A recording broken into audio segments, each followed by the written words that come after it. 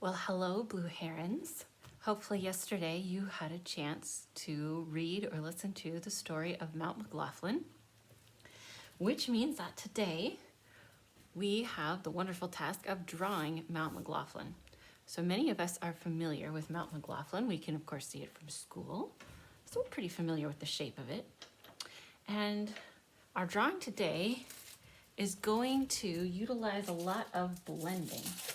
So be sure to pay attention to the techniques that we're using today. Some of them might be a little bit newer and they might seem a little bit weird at first, but trust me on this one because it looks pretty cool at the end. So we're going to start just by outlining the shape of our mountain, and I'm going to use my light blue colored pencil. And I'm going to just come right up here and I'm going to do one side of the mountain and the other side of the mountain.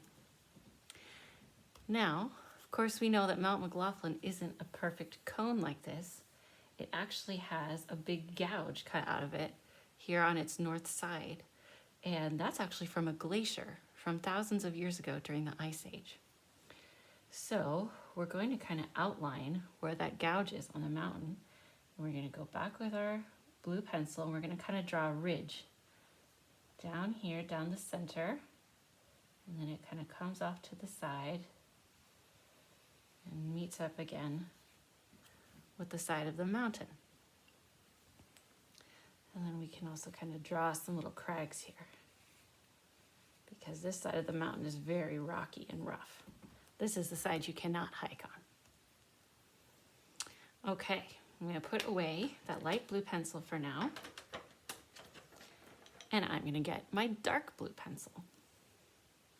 And so the dark blue pencil is going to tell us where all of our shadows are on this mountain. So obviously, the big gouge here is very shadowy.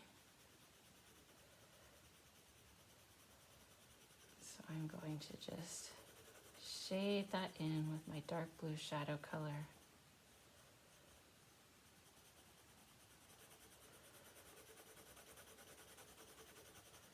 Notice I'm using the side of my lid, I'm not using the point. So I get this good shading in. Making sure I get all my jagged rocks in there.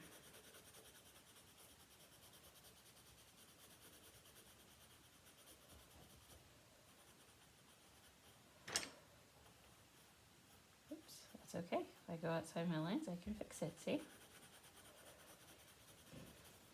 Okay. And there's a lot of other little rocks and little ridges and things here on the mountain. So I'm also going to come in here. I'm going to make a little ridge right here. Kind of shaded in. Now we're going to do Mount McLoughlin as it looks now. And what does Mount McLoughlin look like right now?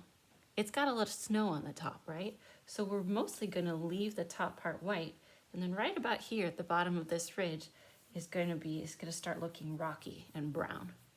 Okay, so don't go too far down with your ridges because this is like a shadow on the snow, and down below here it's going to be brown and rocky looking. We're just going to kind of do a few little shadows here where they fall in the snowy part of the mountain.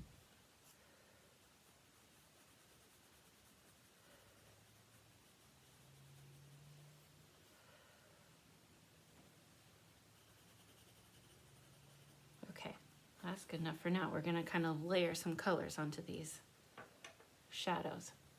Okay, then I'm going to get my brown, my darker brown. And first thing I'm going to do is I'm just going to kind of take it and I'm going to kind of put in where these just gentle hills go at the base of the mountain. So if you look at the base of Mount McLoughlin, it's not like other mountains where there's lots of ridges going up to it.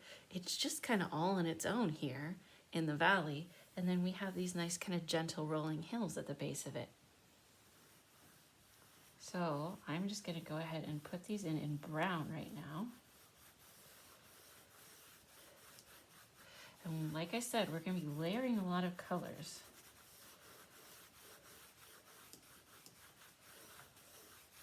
But the first one we're gonna do for this one is brown.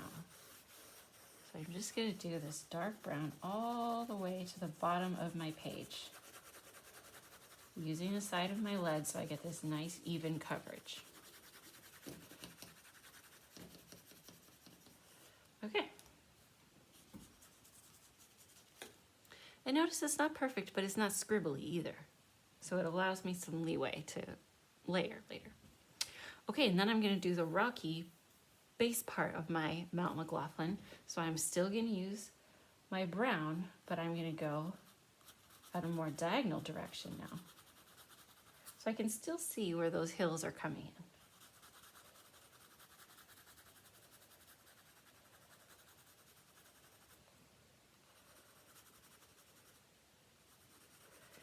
And so where you put the brown, see, kind of starts to show where your snow ends. So like if I wanted my snow to kind of be a little farther up here, I would do a little more brown. And you can see where that snow line starts to appear.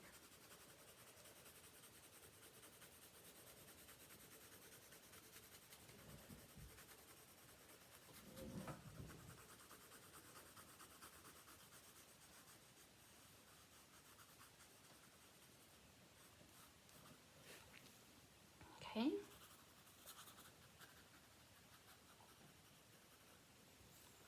So there we go. I have my top is covered with snow and my bottom is kind of rocky and has some soil on it. Okay, I'm gonna pick up my dark blue again and I'm gonna do another layer of shadows. So I'm gonna kind of go back where my blue shadows meet up with my brown and kind of blend them in there. I'm just gonna put little hints of blue along our rocky part of the mountain here. And it makes it look cold too. It makes it look like a cold, wintry mountain, because even though we were very warm here in the valley floor today, it was still very cold on Mount McLoughlin today.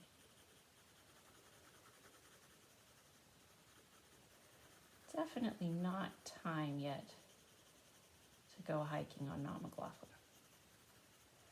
Do you remember from the story how you know when it's okay to hike Mount McLoughlin?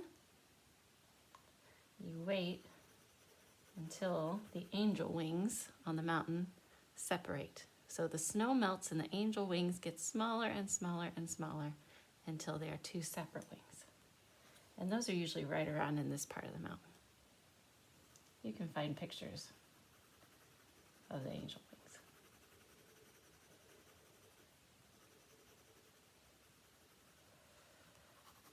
And of course, when you can see the angel wings and enough snow melts and there's all this rock around and you can see the angel wings, that is when the Native Americans knew that the salmon were running in the Rogue River and in Little Butte Creek.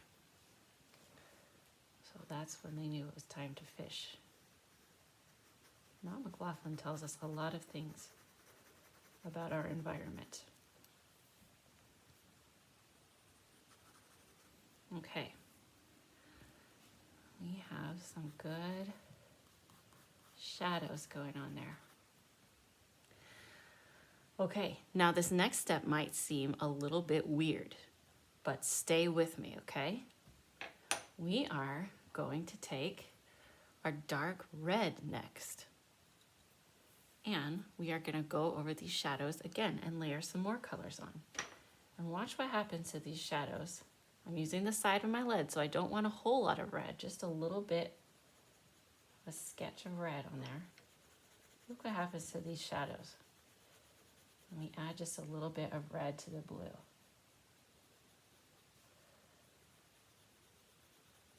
It really makes them drop down into that mountain. Gives them this really pretty purple color. And it makes them look really dark and deep.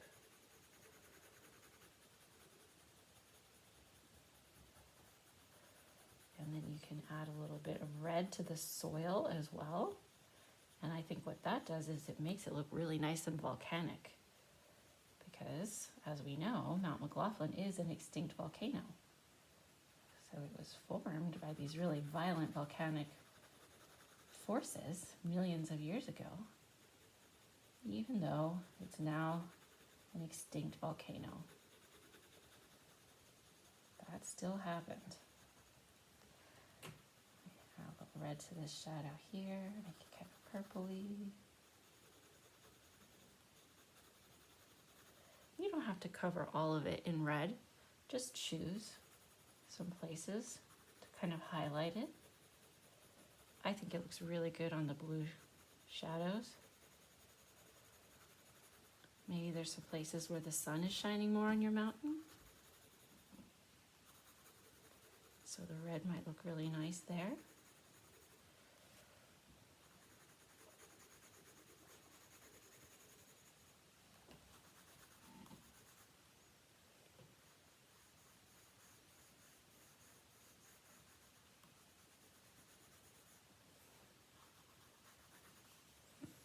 Okay, see how that adds some nice depth to the color of our Mount McLoughlin there?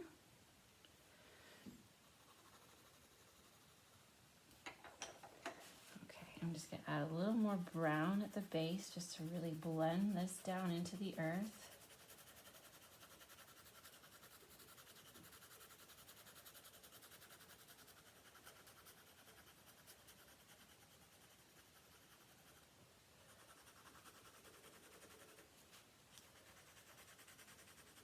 But I can still see where my foothills start. Okay, now we're gonna do some layering on the foothill part here. So now I am going to take my dark green and using the side of my lead still, we're gonna go and we're gonna add some nice green to this. I'm gonna kind of, once again, I'm not gonna cover the whole thing with green, just like I didn't cover the whole mountain with red. I'm just gonna kind of, not scribble, but just kind of make it a little bit streaky. Because when you look at a field of grass, it's not all just one perfect green. There's a lot of colors, and one little spot might have a lot of green and be really bright. But another spot, maybe the soil there just doesn't hold water very well, so it's kind of more brown.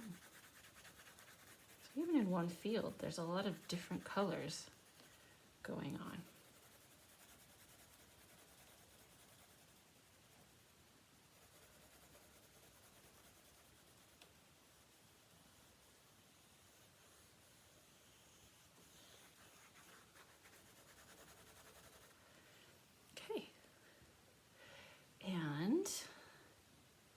Let's see, then I'm going to take my bright green and we're gonna layer even more on here. See how that bright green just really starts making it seem lively? It's like make a very springtime color.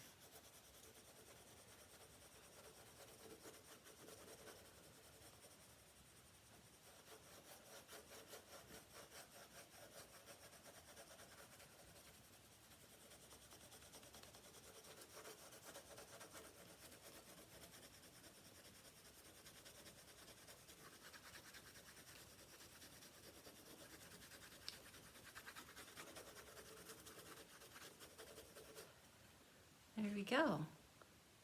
And last but not least, to really make that grass pop, we're going to take our bright yellow and just add a little pop of yellow in there. It really blends nicely with the brown and kind of brings those browns and greens together.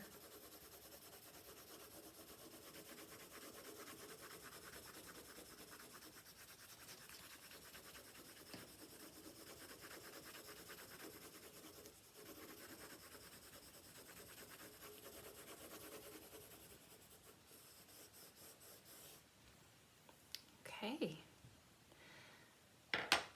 All right, almost done. Now we can't just have this blank white sky sitting up here, so we're gonna go back with our bright blue and using the side again. So first just kind of go along the edge of the mountain. be really careful not to scribble any blue here onto your white snow. So we're just gonna go down the south side of the mountain, fill in our sky. Even the sky has different shades of blue in it at different times. So if you get a patch of your sky that's kind of a darker blue, all around is kind of a lighter blue, that's okay. That happens in nature. Okay, then I'm gonna come down the left side of my mountain, and even though this side is already blue, I'm still gonna be really careful and really respect the border of my mountain here. Give it its space. And then I can kind of branch out a bit. Blending together. Notice that I'm going in one direction with my strokes. I'm not going this way here and then switching to this way up here. So that would make my sky look a little patchy. And I want to have a nice smooth sky.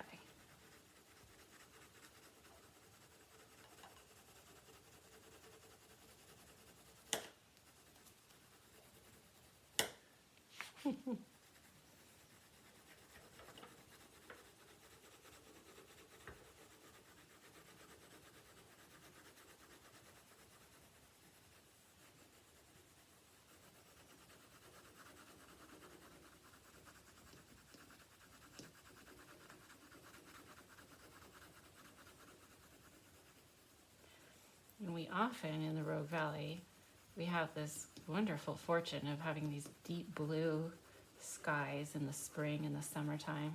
So we often have this wonderful deep blue background to look at Mount McLoughlin from. And so there we go. We did it. We drew Mount McLoughlin, and it looks really, really nice. All right, well, I hope you guys enjoyed this drawing. I hope you're happy with the result. I look forward to seeing them on Google Classroom. I love seeing your covered wagon pictures. I thought they were wonderful, and you guys did a great job. I'm sorry about that video. I know it wasn't the best, but this one's gonna be better, and we're all just learning as we go. So thanks for bearing with me, and thank you so much for your hard work. I really appreciate it. Okay, you guys have a great day, and I will see you later. Bye.